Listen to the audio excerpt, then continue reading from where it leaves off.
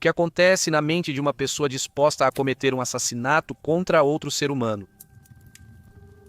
Como eles se sentiram?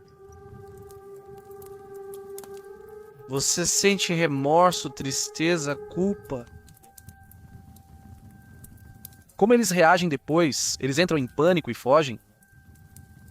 Ou eles continuam suas vidas como se nada tivesse acontecido? E o que acontece quando eles são capturados? Eles conseguem se safar falando? Há muitas perguntas sobre o comportamento de assassinos e serial killers, e apesar de longos períodos de estudo, existem algumas respostas.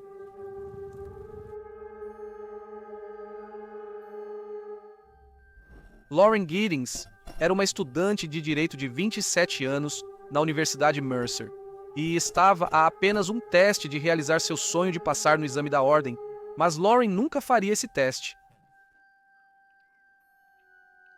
Muitas vezes nunca conseguimos ver as consequências e o estado mental de um assassino. Apenas os vemos muito tempo depois, quando aparecem em tribunal e foram preparados por um advogado. Mas nessa ocasião nós conseguimos. Sim, eu sei que eles têm feito muitas... Acho que foi lá que eles recuperaram o corpo, ou o que quer que tenham recuperado de lá. Você tinha visto algo lá? Você tinha visto algo lá? Quero dizer, nós não sabemos se é a mesma pessoa.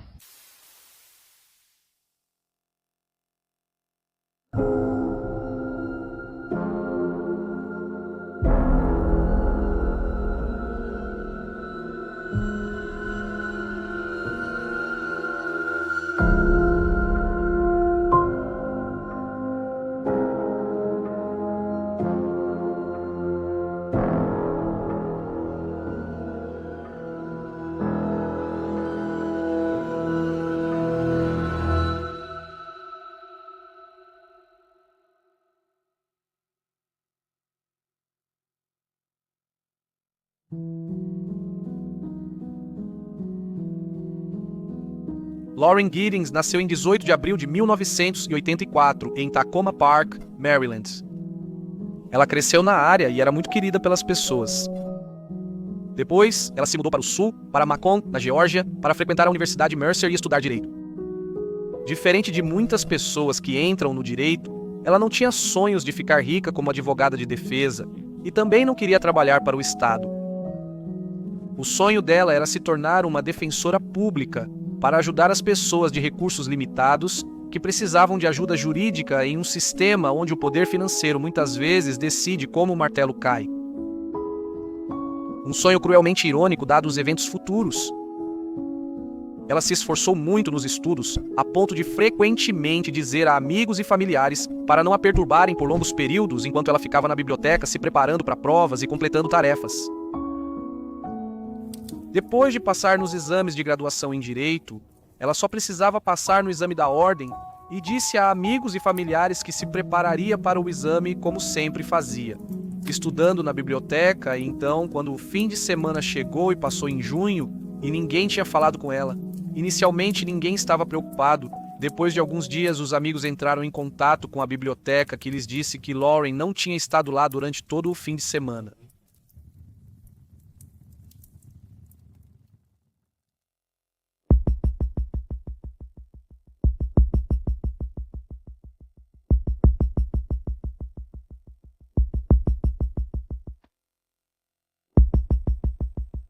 Depois de inicialmente relatar Lauren como uma pessoa desaparecida, a polícia local visitou seu apartamento, que ficava do outro lado da rua da universidade. A polícia deixou o local após não encontrar evidências de crime ou entrada forçada. Seus amigos e familiares usaram uma chave reserva para entrar na propriedade e olhar ao redor. E ao ver as chaves e a bolsa de Lauren no apartamento, eles se convenceram ainda mais de que algo ruim havia acontecido com ela e continuaram a procurar. Uma dessas pessoas era o colega de classe, Stephen McDaniel, que foi entrevistado pela imprensa local, pois ele também morava nos apartamentos. Quer dizer, não, ninguém a viu desde sábado. Eu não vi nada. Quer dizer, eu sempre ouvi barulho do lado de fora, mas eram pessoas passando, basicamente. E ela acabou de se formar na Mercer recentemente? Sim, ela e eu, nós éramos ambos estudantes de direito. Nós nos formamos em maio. Depois de alguns dias e ainda sem notícias da Lauren, a família contatou a polícia novamente, insistindo que algo ruim deve ter acontecido com ela. O despachante do 911 disse-lhes para verificar dentro do apartamento novamente, desta vez para procurar sinais de que ela possa ter estado lá recentemente. Sinais como toalhas molhadas ou recibos no lixo. Mas após horas de busca, eles não encontraram nenhum sinal do que havia acontecido com Lauren. De acordo com a irmã de Lauren, Lauren mencionou algumas vezes que quando estava em casa, às vezes sentia como se estivesse sendo observada, que às vezes, após retornar de visitas a amigos ou familiares, ela encontraria coisas em posições incomuns que ela não se lembrava de ter deixado. Apesar desses sentimentos estranhos, ela também disse que nunca sentiu que estava em perigo, apenas uma estranha sensação de inquietação.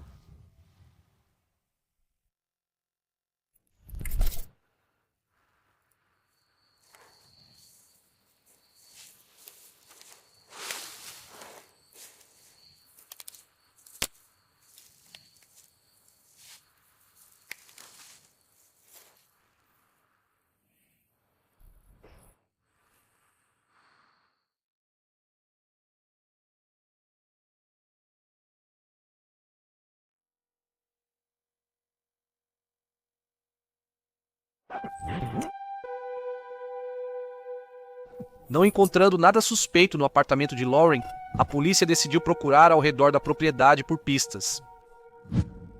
Dentro de um saco de lixo plástico, a polícia encontrou um corpo desmembrado. Estava faltando todos os seus membros e sua cabeça. Pouco depois, uma equipe de notícias local estava vasculhando a área para entrevistas quando se depararam com um de seus colegas de classe. Você a viu sair com alguém naquela época? Quero dizer, não, ninguém a viu desde sábado. Eu não vi nada. Quer dizer, eu sempre vejo barulho lá fora, mas são apenas pessoas passando praticamente. Nós simplesmente não sabemos onde ela está. E quanto à área de estacionamento, eu sei que eles têm feito muitas, acho que foi lá que eles recuperaram o corpo, ou o que quer que tenham recuperado de lá. Um corpo? Você ouviu algo lá? Você viu algo lá? Não. Eu quero dizer, nós não sabemos se é a mesma pessoa. Sabe o que eu quero dizer? Eles retiraram um corpo de lá mais cedo. Nós não sabemos se é a mesma pessoa ou não. É por isso que estamos tentando perguntar às pessoas se elas sabem quem morava lá. O senhor está bem? Acho que preciso me sentar. Tudo bem.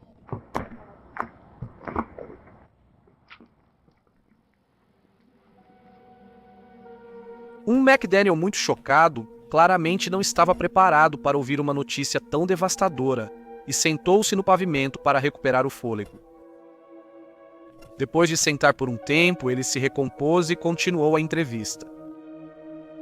O que McDaniel não sabia era que essa entrevista o tornaria uma pessoa de interesse no caso. Mas vocês estavam juntos? Não. Nós estávamos em... São duas pessoas diferentes. Existem duas empresas que fornecem isso. Capitão fornece isso e Barbie também. Eu não conheço ninguém que gostaria de machucá-la. Ela era uma pessoa tão boa quanto se pode ser.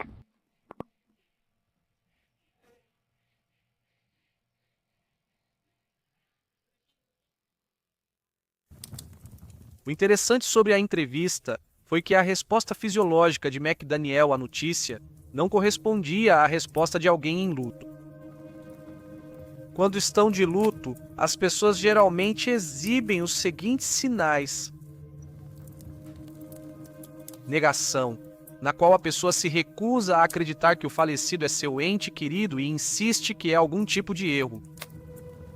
Ou raiva, que geralmente é demonstrada com agressão, ações agressivas ou gritos, negociação, que é quando a pessoa geralmente deseja que algum tipo de troca aconteça e pode dizer algo como deveria ter sido eu em vez dela.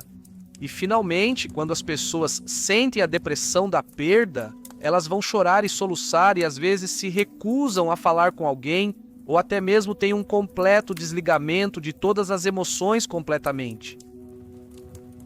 Normalmente, ao descobrir a perda de um amigo ou ente querido, as pessoas terão uma postura e músculos relaxados e se curvarão à medida que seu corpo luta para sustentar seu próprio peso, pois toda a força e rigidez se esvai.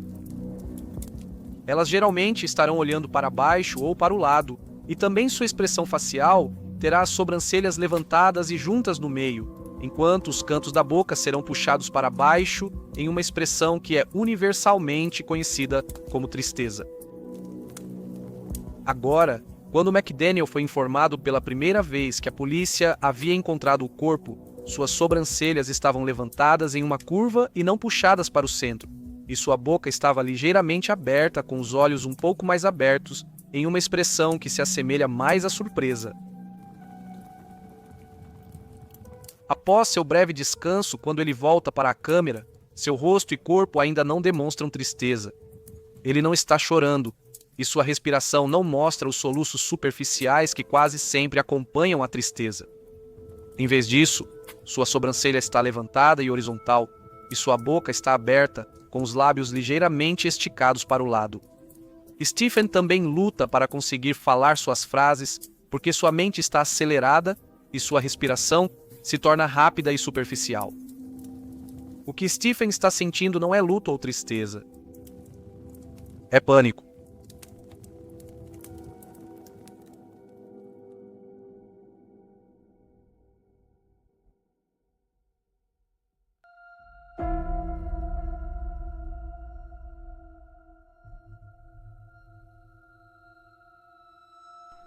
Como parte da investigação, Stephen foi convidado para ir à delegacia para ser interrogado. Ainda sem saber que era um suspeito, ele concordou e disse que faria o que pudesse para ajudar. Na entrevista, ele revelou alguns fatos interessantes. O primeiro foi que ele disse que era virgem e estava se guardando para o casamento. O segundo foi quando o entrevistador notou alguns arranhões em seu braço e questionou Stephen. Ele afirmou que fez isso consigo mesmo enquanto dormia. Os detetives fingiram acreditar em sua história e perguntaram se ele permitiria que eles revistassem sua casa. Talvez sem perceber a situação em que estava se colocando e sem um advogado presente para impedi-lo, Stephen concordou relutantemente.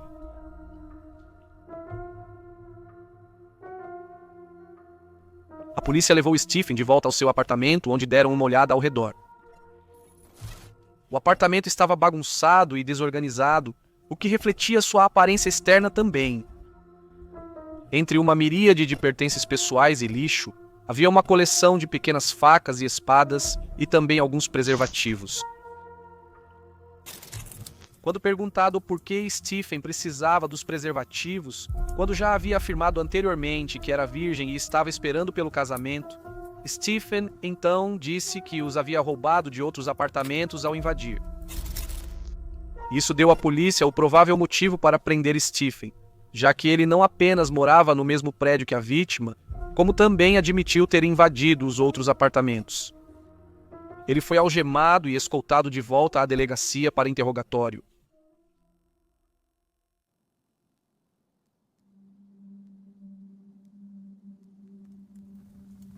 Embora a polícia tivesse um motivo provável para prender Stephen, eles não tinham o item usado para cortar o corpo ou um motivo e, mesmo que Stephen possa ter deixado seu DNA no apartamento de Lauren, ele também havia entrado no apartamento alguns dias antes com amigos para procurar Lauren. Portanto, isso daria uma razão válida para o DNA dele estar na cena do crime, mesmo que seja uma evidência altamente contestada devido à sua longa e notória história de obtenção através de violência e coerção. Confissões ainda são consideradas o padrão ouro em casos criminais porque os jurados estão tão prontos para acreditar nelas. Os detetives na delegacia entraram na sala esperando que o jovem desorganizado, nervoso e magro que eles tinham visto na televisão fosse facilmente persuadido a confessar. Eles não poderiam estar possivelmente preparados para o que realmente aconteceu. Quando o interrogatório começa, o detetive imediatamente se coloca no espaço pessoal de Stephen e se inclina para ele. A ideia é fazer a pessoa se sentir acuada e intimidada e aumentar os níveis de estresse ao ponto em que possam cometer erros. Ele então também emite uma ordem. Você sabe que eu sou o detetive Patterson, certo? Sim. Você se lembra? Levante a mão. Você se lembra de nós conversando mais cedo esta noite? Isso é para incentivar a obediência e testá-la. Steven coloca as mãos calmamente na mesa sem argumentar. Todo o seu comportamento, tom e postura são de controle e desapego emocional, o que esconde completamente qualquer e todas as respostas emocionais do oficial. As táticas do detetive não começam bem. Você era amigo da Laura? Sim. Durante toda a entrevista, Stephen mantém essa rotina impassível, nunca se quebrando uma vez sequer. Note o tempo no vídeo. São 11h09 da noite.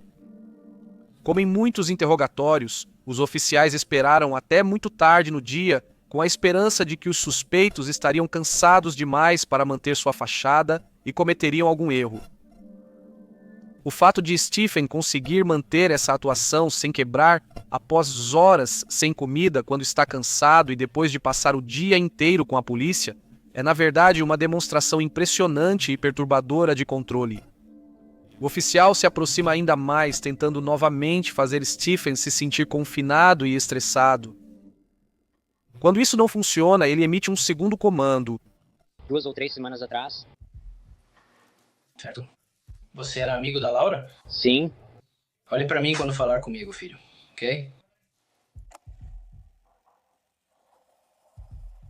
Sem hesitar, Stephen lentamente e propositalmente olha diretamente nos olhos do detetive. Essa ação acaba fazendo com que o detetive seja o que se sente confinado e estressado, e ele recua para criar distância entre ele e Stephen. Com exceção de quando o oficial direciona seu olhar para a foto de Lauren, Stephen nunca mais desvia o olhar do detetive. Mesmo quando o oficial atende uma ligação telefônica, Stephen olha fixamente para ele o tempo todo. Um pouco depois, o oficial tenta encarar Stephen para desconcertá-lo, mas o resultado final é que o oficial é o primeiro a quebrar o contato visual. Eu não sei onde ela está. Isso não é o que você disse para a mídia. Você não ficou na frente daquela câmera e disse: eu não sei, eu não sei.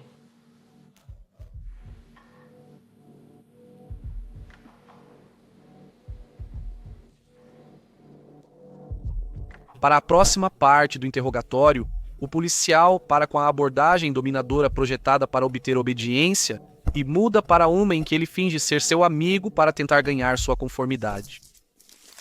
Mas isso também não funciona. Steven não é irresponsivo, ele responde às perguntas, mas sem revelar nada.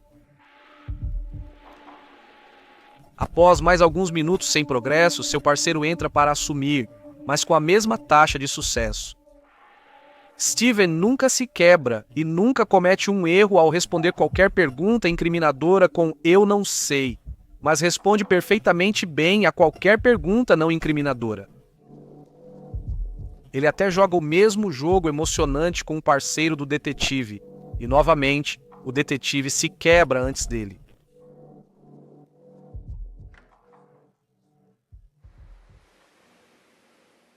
Você limpou? Não. Você não limpou. Não. Parece que você tem usado produtos de limpeza para limpar. Eu sei como isso cheira. Minha esposa cheira assim o tempo todo quando ela limpa a casa. Você tem usado algum tipo de produto de limpeza para limpar seu apartamento, não é? Não. Steven, você está me dizendo que como o seu apartamento é limpo? Eu o limpei. Certo. Quando foi a última vez que você o limpou, Steven? Eu não me lembro. Foi essa semana? Não.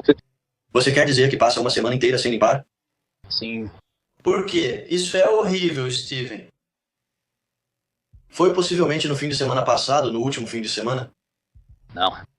Não foi, se você não consegue se lembrar.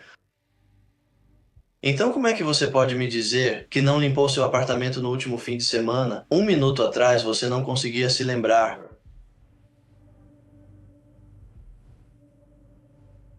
Eu não me lembro de ter limpado no último fim de semana. Então você, não é que você não fez, é que você simplesmente não se lembra? Certo?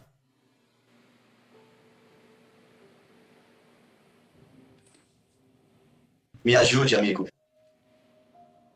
Certo? Eu não entendo. Você não entende?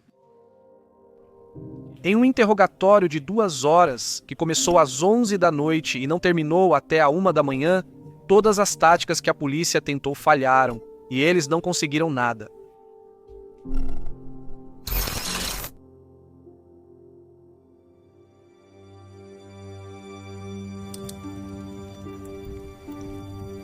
Após a falha em obter uma confissão de Stephen, a polícia e o promotor sabiam que precisariam de evidências substanciais em um estado com pena de morte para remover a dúvida razoável.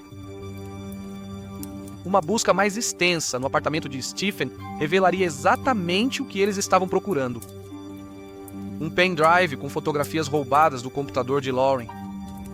O mesmo dispositivo também tinha várias gravações que Stephen havia feito enquanto rondava o apartamento de Lauren quando ela não estava em casa, e perseguindo o lado de fora quando ela estava. Incluindo uma gravação feita fora do seu apartamento, olhando através das janelas apenas 6 horas antes do seu assassinato. Todas aquelas vezes em que Lauren disse à sua irmã que sentia que estava sendo observada. Ela estava. Eles também localizaram uma serra de arco no armário de suprimentos do complexo, com uma pequena mancha de sangue que mais tarde foi compatível com Lauren, e a embalagem da serra de arco no apartamento de Stephen. No laptop dele, encontraram pesquisas na internet relacionadas a assassinato e violência, que foram pesquisadas ao mesmo tempo em que ele estava olhando o perfil dela no Facebook. Ele também tinha uma chave mestra para todos os apartamentos que havia sido roubada e copiada algum tempo antes naquele ano. Com todas essas evidências, a acusação se sentiu confiante em uma condenação à pena de morte e anunciou que iria buscá-la. Com essa informação, Stephen finalmente fez um acordo com o promotor para evitar a pena de morte e detalhou por escrito exatamente o que ele fez e como. Ele falou sobre como ele invadiu usando uma máscara e Lauren o viu e calmamente disse: "Saia daqui agora." Ele então pulou nela e a estrangulou por 15 minutos e durante a luta, ela puxou a máscara dele revelando seu rosto e disse: "Stephen", antes de implorar para ele parar. E então a vida se esvaiu de seus olhos e ela se sentiu fraca. Ele então cortou o corpo dela com um serrote, colocando partes em sacos de lixo separados e depois em contêineres de lixo separados do lado de fora.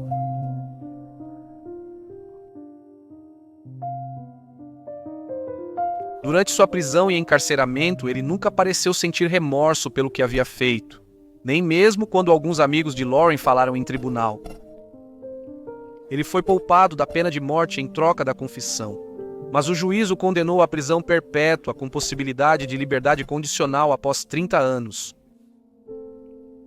Os restantes pedaços de Lauren nunca foram recuperados.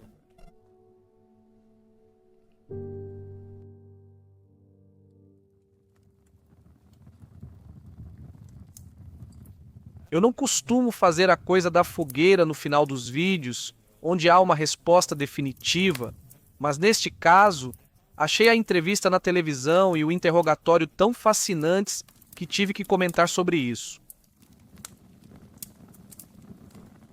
Foi interessante ver Stephen voltar tão descaradamente à cena do crime na televisão. Há muita discussão sobre a frequência com que os assassinos realmente fazem isso na vida real, porque não há realmente uma grande quantidade de dados que sugerem que eles fazem. Mas o FBI categoriza os assassinos em 3 categorias de qualquer maneira: organizados, desorganizados e mistos. Assassinos organizados planejam com antecedência. Eles apagam vestígios de sua presença. Geralmente têm algum conhecimento de forense ou técnicas de investigação e podem fingir sofrer problemas de saúde mental permanentes ou temporários quando são pegos. Eles também costumam acompanhar as reportagens sobre o crime na mídia e retornar ao local do crime acreditando que não podem ser pegos.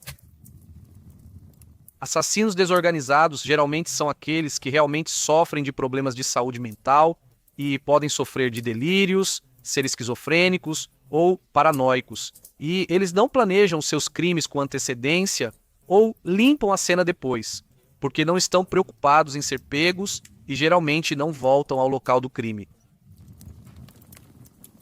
É raro você realmente presenciar o pânico puro se espalhando pelo rosto de alguém, então ver isso acontecer aqui foi bastante selvagem, e ainda mais vê-lo tentar esconder esse pânico atrás da dor. Stephen sabia, quando sua vítima normalmente estaria fora de contato com amigos e família, ele conhecia o layout interno do apartamento dela, ele sabia exatamente quais passos tomar depois para evitar ser pego. Ele também afirmou que realmente acreditava que ela estava desaparecida quando foi entrevistado na televisão, como se estivesse em algum tipo de estado mental alterado.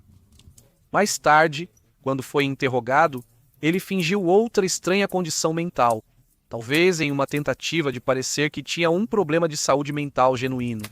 Eu diria que ele se encaixa na categoria organizada, o que me leva ao interrogatório. Durante a pesquisa para o vídeo do Central Park 5, assisti a muitas fitas de confissão para me acostumar mais com as técnicas que a polícia dos Estados Unidos da América usa para obter uma confissão. Eu estava pronto para testemunhar muitos de seus comportamentos antiéticos, mas ver alguém passar tão calmamente por um interrogatório policial foi assustador. Vi algumas pessoas perguntando se Stephen tinha um advogado durante esses interrogatórios e posso confirmar que ele realmente menciona seu advogado em uma fita que acabei não usando neste vídeo, é esta aqui. Parece que isso aconteceu após o primeiro interrogatório, mas ele estava claramente ciente de seu direito de ter um presente e tinha acesso a um. Então, como ele conseguiu manter uma postura tão calma e estranha, apesar de ser insultado, enganado, privado de sono e intimidado por 2 horas no meio da noite, quando era muito provável que estivesse cansado. Vi algumas pessoas dizerem que ele estava em algum tipo de estado zumbi, como se estivesse em transe ou em um estado de fuga. Não, foi uma tática orquestrada e me sinto bastante confiante sobre isso. Eis o porquê. Primeiro, uma pessoa em estado de fuga, catatônico ou em transe não dá respostas racionais a perguntas básicas. Stephen foi capaz de dar respostas evasivas às perguntas que poderiam incriminá-lo e dar respostas normais às que não o fizeram. Então, ele obviamente era claramente mentalmente capaz. Número 2. Stephen é um estudante de direito e estava prestes a passar no exame da ordem. Então, ele conhecia seus direitos, sabia o que a polícia podia ou não fazer e provavelmente sabia que as evidências que tinham contra ele na época eram circunstanciais, deixando espaço para dúvida razoável. Ele também sabia que seu DNA no local teria motivo para estar lá. E como todo o incidente ocorreu no apartamento da Lauren, não haveria nenhum DNA dela no apartamento dele. As roupas que ele usou quando cometeu o ato foram despedaçadas e depois descartadas no vaso sanitário. Ele sabia que eles precisavam de uma confissão naquele ponto, então tudo o que ele tinha que fazer era não se quebrar. Ele sentia que tinha todas as cartas na mão, e isso lhe deu a força mental para resistir onde outras pessoas poderiam ter se quebrado. Ele estava pensando que era a pessoa mais inteligente da sala, que tinha todas as bases cobertas para aquela noite, o que ele fez, mas como muitos assassinos, ele negligenciou todos os eventos que levaram àquela noite que poderiam incriminá-lo e criar um padrão de perseguição para influenciar a opinião do júri. Assassinos e comportamento criminoso são bastante fascinantes para mim, então este foi um tópico realmente interessante, mas eu não cheguei a isso tudo sozinho. Então quero dar crédito à inspiração para este vídeo que foi Jim Can't Swim, ou Jim Can't Swim, Criminal Psychology, como é agora conhecido. Eles fizeram um ótimo vídeo sobre este caso que vou linkar na descrição abaixo. Eu apenas senti que poderia acrescentar um pouco mais ao tópico. Então, quero agradecer a todos por tirarem um tempo para assistir a este vídeo e, se você achou interessante, por favor, clique no botão de curtir e compartilhe uma vez nas suas redes sociais. Isso realmente ajuda. Obrigado novamente e agora te vejo no próximo vídeo.